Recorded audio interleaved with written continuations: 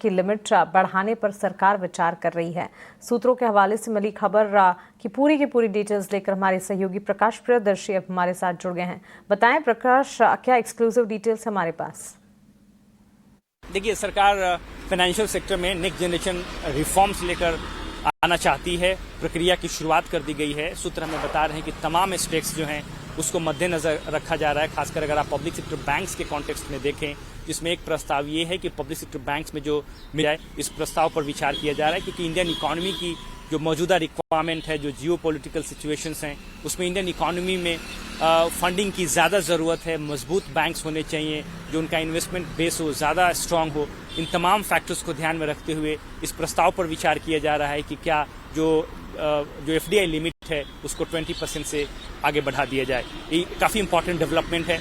इसके अलावा सूत्र इस बात की भी जानकारी दे रहा है कि हालांकि सरकार इस बात को लेकर बिल्कुल क्लियर है कि जो पब्लिक सेक्टर बैंक्स हैं उसमें जो मिनिमम शेयर होल्डिंग है सरकार की, वो कम से कम 51% बनी रहेगी। साथ ही साथ कई दूसरे एस्पेक्ट्स भी हैं जिसको कि मद्देनजर रखा जा रहा है।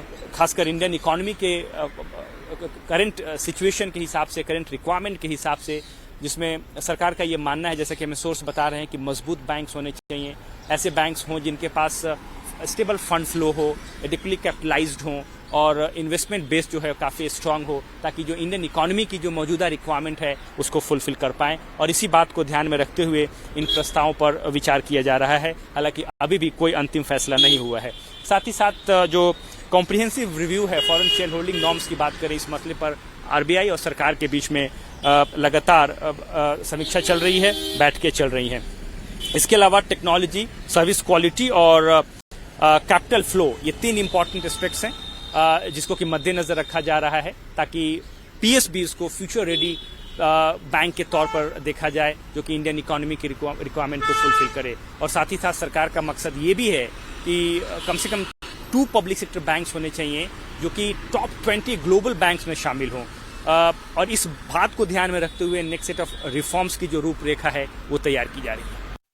चलिए, तो बिल्कुल फाइनेंशियल्स में नेक्स्ट जेन रिफॉर्म्स पर जोर है। 18 आवर्स स्वदेश की एक्सक्लूसिव खबर। प्रकाश, बहुत शुक्रिया आपका हमारे साथ जुड़ने के लिए, सारी खबरें हमें बताने के लिए।